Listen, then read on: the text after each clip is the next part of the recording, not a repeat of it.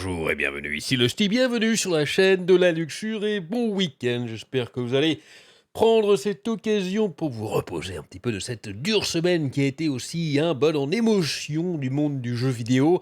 Aujourd'hui, un petit peu de détente. Allez, on va reparler de Spider-Man, et oui, le jeu sur PS4 et donc bientôt sur PS5. Alors juste, le jeu sur PS4, moi je l'ai fait, je l'ai terminé, d'ailleurs un des rares jeux que j'ai terminé sur ma PS4 Pro, pour dire que, eh bien, je l'ai bien aimé. J'ai beaucoup aimé Spider-Man sur PS4.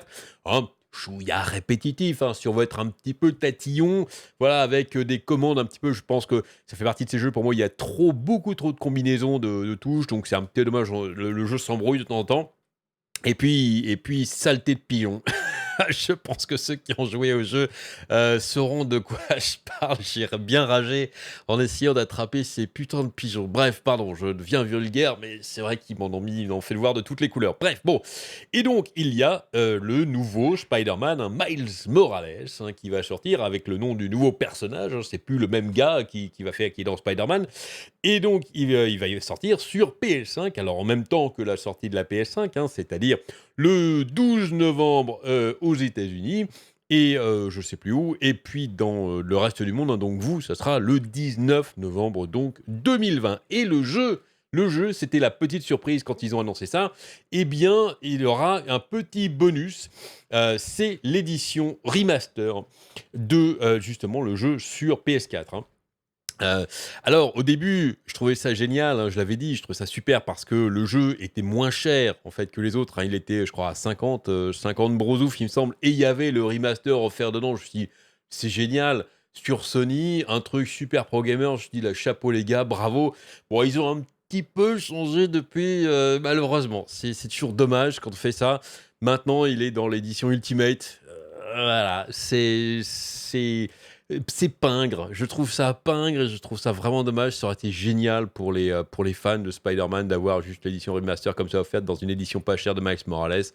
Bref, et donc l'édition remaster est sortie et on a enfin vu quelques petites images et quelques détails sur ce qu'il y a dedans, parce que c'est un vrai remaster, c'est pas du Warcraft 3 Reforged, c'est un vrai remaster avec des améliorations graphiques, oui, oui, non, non, un vrai truc sympa. Et c'est vrai qu'il y a plein d'images qui ont l'air vachement bien, avec du bon travail dessus. Mais il y a un point qui a été modifié et qui a fait que, eh bien, beaucoup de fans ont commencé un petit peu à grincer des dents. On va voir de quoi il s'agit. Donc voilà.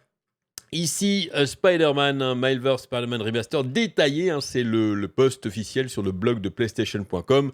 Nous étions ravis d'annoncer, eh bien, qu'un code de réduction pour Marvel Spider-Man Remaster sera inclus avec le Marvel Spider-Man Miles Morales Ultimate Edition sur la console PS5.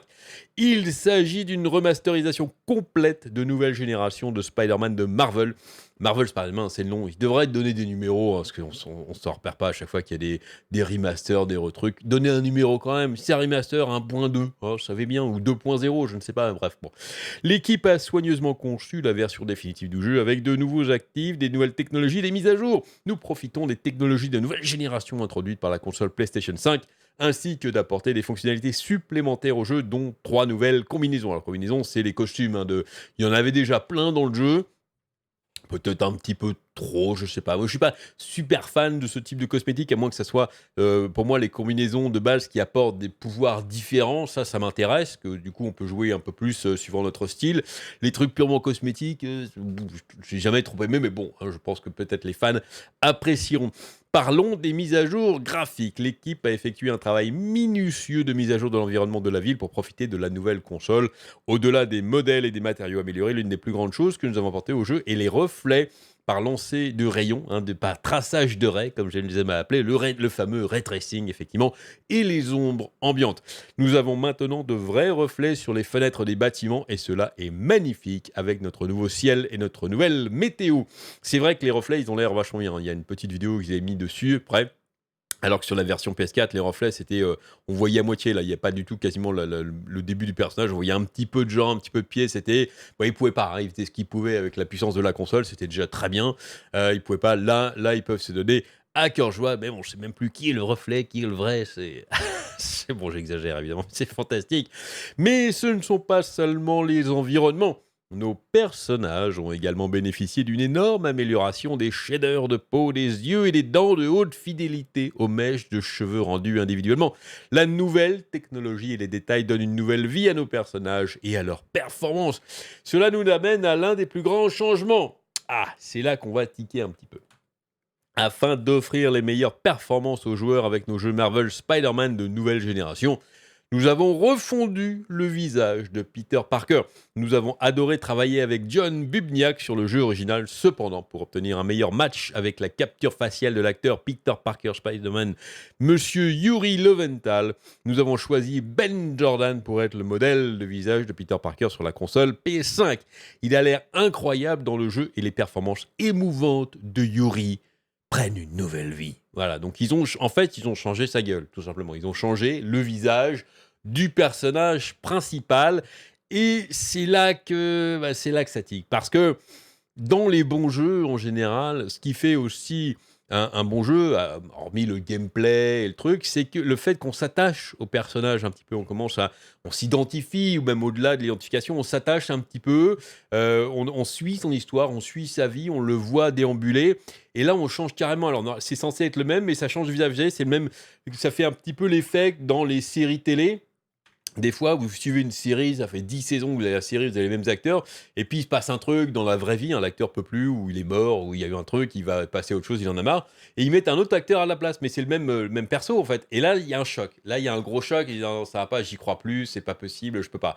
Et c'est ce qui s'est passé un petit peu ici avec ce visage. Alors juste, on va mettre une petite vidéo ici, hein, c'est celle qui compare un petit peu celle de El Analista de Beats, qui compare un petit peu la version PS4 à la version PS5. On m'a envoyé d'ailleurs ce screenshot, je me souviens d'un d'entre vous m'a envoyé ce screenshot sur, je sais plus où, sur Twitter je crois, en me disant tiens, la version PS5 c'est une version écolo parce qu'ils ont supprimé les bagnoles ici en fait. C'est le screenshot. Alors c'est juste dans le détail, hein, il y a des voitures là, on le voit dans le gameplay, les voitures sont un petit peu déplacées, mais c'était assez drôle. On voit qu'il y a quand même pas mal de peaufinage, hein, sur le graphisme, des bien meilleures ombres, des bien meilleurs éclairages, bref.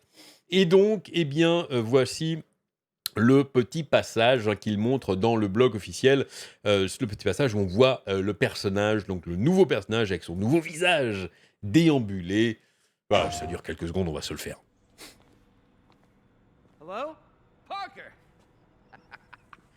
Just in time to celebrate. Celebrate? Wait. C'est la version PS5, non, Where je are the précise. arms? Oh wow.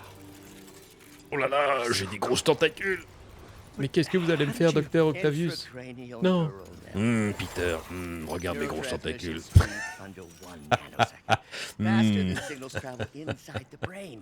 Pardon. Ils sont tous les deux majeurs, hein, ça passe. No one can take this away from us. Amazing. And your work on the neural web was the key. But we haven't even tested it yet. There's so much we don't know. It works beautifully. Bon, allez, on arrête là. Vous avez compris un petit peu, donc le nouveau visage ici. Et regardez cette vidéo, hein, sur YouTube, regardez là. 8000, on est à 8800 dislikes contre 4000, enfin 3800, deux fois plus de dislikes que de likes. Pourquoi ? Eh bien parce que les gens ne veulent pas de ce nouveau visage. Je vous l'ai dit, ça fait un choc. Je dis voilà, mais pourquoi vous avez changé le visage ? On veut bien comprendre qu'il y a des meilleures performances, mais c'est pas non plus super criant.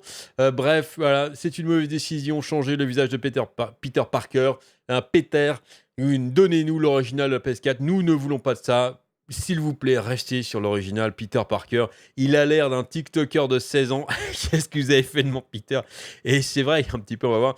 C'est Spider-Boy, voilà. En fait, le plus gros reproche des gens qu'il y a dessus, c'est que il est peut-être les visages, il y a peut-être plus de shaders, il y a peut-être plus d'émotion dans le truc. C'est peut-être mieux, et quoique, franchement, quand on les compare, hein, ici, on voit sur cette nouvelle vidéo, ici, je vous montre là, d'IGN, c'est pas criant non plus, peut-être dans le mouvement des lèvres et tout, mais le gros problème en fait c'est que normalement dans l'histoire, Peter Parker il a je crois 23 ou 24 ans, un truc comme ça, Et que donc là, ça colle à peu près, d'autant qu'il en chie pas mal dans la vie. Donc bon, hein, il a quand même, on voit le visage un petit peu, la peau un petit peu, il est un petit peu fatigué, quoi. Ça se sent qu'il est un petit peu, il faudrait qu'il prenne du Q10 Plus, je pense. Un peu de crème tous les jours, ça fait du bien.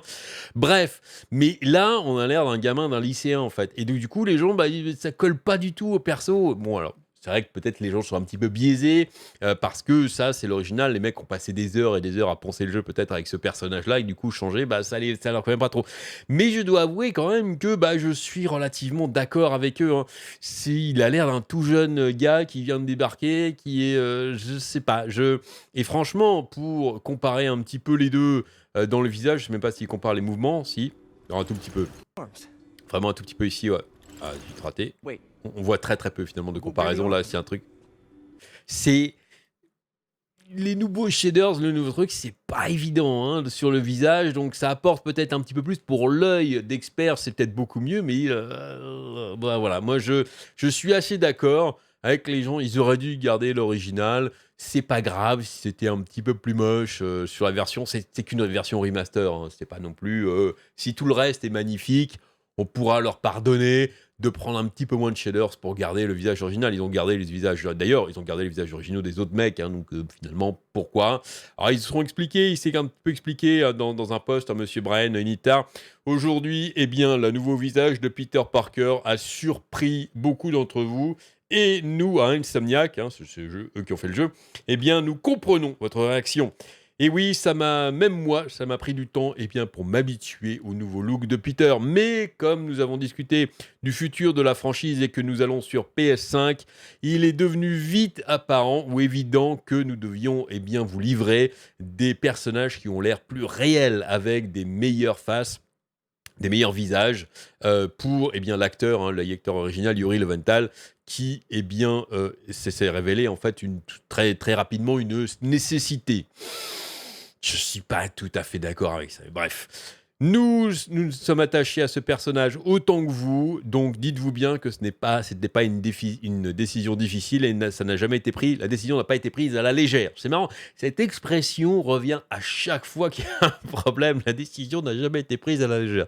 Quand on a l'impression qu'ils ont discuté pendant des années, les gars, qu'il y a eu des débats, qu'ils se battaient entre eux, bref. Et à la fin, ils ont tiré à pile ou face parce qu'ils ne pouvaient pas se décider. Bon.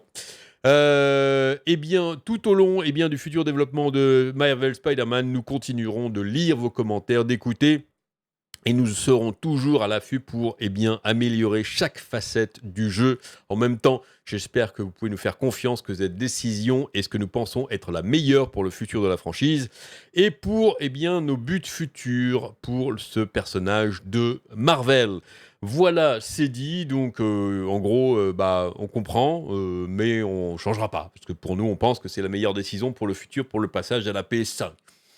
Encore une fois, je pense qu'ils auraient pu se passer de détails graphiques, mais garder le même visage pour coller un petit peu. D'autant que le futur de Marvel, c'est pas lui, hein, puisque Miles Morales, c'est un autre perso. Hein, c'est un autre personnage du monde de Spider-Man. Donc, lui, il est un peu moins là, on va dire, après. Donc, voilà, donc je pense qu'ils auraient pu quand même le garder. Et on a aussi cette petite réaction de Madame ou Mademoiselle Jacinda Chu, qui est directeur artistique pour Spider-Man justement, et qui est d'accord aussi que Brian l'a bien expliqué, ce n'était pas une décision facile, mais ultimement, c'était pour améliorer le passage de la performance à Yuri dans le jeu spécialement pour les consoles. La console, en tout cas, vu que c'est une exclusivité de la console Next-Gen. Merci de nous faire confiance. Je crois que merci de nous faire confiance. Ça ne ravira pas les fans. Alors, c'est pas tout ça dans le blog. De toute façon, évidemment, dites-moi ce que vous en pensez dans les commentaires. Vous qui ceux d'entre vous qui ont joué à Spider-Man et qui ont apprécié le jeu, est-ce que ça vous choque ce changement de perso, ou est-ce que vous auriez aimé garder le même personnage qu'avant, ou est-ce que vous en foutez complètement? Vous dites non, on s'en fout, ça pourrait être une femme, un troll, un lapin, je m'en fous complètement, moi je veux jouer au jeu. On sait jamais. Donc voilà. Et il y a d'autres choses, hein, évidemment, dans le post. On va se le faire vite fait. De plus, grâce à la puissance de la console PS5, nous sommes désormais en mesure d'offrir une fréquence d'image élevée via le mode performance, hein, pas graphisme, qui cible une fréquence d'image de 60 images par seconde. C'est quand même curieux que je suis assez circonspect de voir que la console est pas capable. Alors, je mets les deux hein, sur le même plan, Xbox Series X. Je fais pas du tout de favoritisme là-dessus. Je pense que les deux sont sur le même. J'avais fait d'ailleurs une vidéo en détaillant ce truc-là. Elles auront exactement les mêmes fréquences, quasiment à peu de choses près hein, sur les jeux. Je suis quand même là circonspect de voir qu'un jeu tel que Marvel Spider-Man, qui avait été développé pour PS4 à l'origine, alors même dans un remaster qui apporte des trucs, que ça soit en mode performance, il cible une 60 FPS. En mode performance, hein, donc pas. Ça me paraît curieux, mais bon, je trouve ça un petit peu décevant. Peut-être que je me trompe. Cela vous permet de vivre le début du scénario de Marvel Spider-Man comme jamais auparavant. Ah là là, vous allez vous pisser dessus, les gars. C'est incroyable de jouer. Les super... Mais comment ils en rajoutent 3 tonnes. Voici un bref extrait. Alors c'est vrai, il nous file une petite vidéo là. C'est bon, le son est baissé. Allez, on va se le faire un petit peu. Voilà. C'est le passage hein, sans les bagnoles. Ici, là, vous allez voir, les bagnoles en fait sont là. Vous allez voir, un petit peu de changement. C'est vrai qu'il a l'air un petit peu plus fluide, il a l'air un petit peu plus sympa. Celui sur PS4 était déjà très bien. Ils ont amélioré. Les bâtiments, c'était un petit truc dont j'étais un petit peu toujours déçu. Les bâtiments, il y a quelques-uns qui sont un peu sans vie. L'impression d'avoir juste des bouts de carton en fait. Mais bon, ça, encore une fois, hein, c'est une ville entière qui est modélisée, donc on peut pas non plus faire des miracles. Il aurait fallu carrément un nouveau jeu. Dans le Miles Morales, c'est beaucoup mieux fait en tout cas. Voilà. Alors les phases comme ça, moi j'adore ça, c'était mes phases préférées. En fufu, à tous les buter. Magnifique. Bref, je vous laisserai voir la fin de la vidéo tout seul. Bref, il y a tout un speech aussi hein, pour dire tout ce qu'ils apportent hein, dans les éditions, les fameux nouveaux costumes, les nouveaux trucs, voilà, les bonus en jeu. Bon, ça n'a pas grand intérêt pour cette vidéo, donc je vous laisserai lire tout ça tout seul. Voilà, dites-moi ce que vous en pensez dans les commentaires. Je passe maintenant à la lecture des commentaires que vous m'avez laissés sur ma dernière vidéo. Et je parle eh bien, des jeux Bethesda qui... j'ai choisi cette vidéo. Des jeux Bethesda, des futurs jeux Bethesda, dont Starfield et Elder Scrolls 6, qui seront très certainement en exclusivité Xbox et PC. On commence avec Dex Games qui nous dit « Je suis d'accord que les exclusivités, c'est bof en soi. » Merci d'être d'accord avec moi, cher Dex Games. Mais d'un autre côté, c'est un juste retour des choses. Sony l'a bien cherché, comme dit partout, le grand gagnant dans tout ça, c'est le PC. Ça, oui, pourquoi pas. Et je m'en réjouis. Je trouve que cette gêne démarre bien pour Xbox. Alors, Sony l'a bien cherché... oui, je sais pas si avec ça c'est vraiment le but en fait d'Xbox, c'est de se venger parce que ça reste des jeux Bethesda. Alors je dénigre pas les jeux Bethesda, hein, j'ai toujours adoré les jeux Bethesda, bon peut-être moins Fallout 76, mais j'ai passé des milliers d'heures sur tous leurs jeux, Fallout, Skyrim, tout ça. C'est pas des jeux typiques, je dirais, à gros succès sur PlayStation, ce type de jeu. Alors peut-être qu'il y a eu Skyrim quand même, quelques Fallout qui ont passé, mais c'est pas. Moi, je vois pas en fait les gros fans de chez Sony qui sont super attachés au Sony à leurs exclusivités se dire ah merde, ah non zut, flûte Bethesda, zut, ah non, c'est trop dommage. Je les vois pas comme ça. Je pense que, mis à part Elder Scrolls 6, de toute façon Starfield, personne ne sait rien de ce jeu, donc il n'y a rien à regretter pour le moment. Mais je crois pas qu'Elder Scrolls 6, ça les gêne tant que ça. Toute petite déception peut-être. Donc, je pense pas que Xbox ait fait ça uniquement dans un souci de dire on va faire la même chose que Sony, on va leur bouffer leur plate-bande des exclusivités. Je pense que c'est juste dans un souci de eux, eh bien, étoffer leur catalogue en fait pour essayer d'avoir des nouveaux clients. Hein. Peu importe si les mecs ont déjà une PlayStation ou un truc, c'est des nouveaux clients pour le Xbox Game Pass, tout ça. Qu'on peut avoir. Hein. Il y a plein de gens qui ont, comme moi, une PlayStation et puis un PC. Et du coup, sur PC, j'ai le Xbox Game Pass et j'aurai les jeux. Et voilà. C'est pas uniquement pur pour faire du Sony, en fait, parce que ça n'aurait aucun intérêt. Sony, ils sont très forts dans les exclusivités. Ils font ça depuis pas mal de temps maintenant. Ça serait un peu casse-gueule d'essayer de faire la même chose.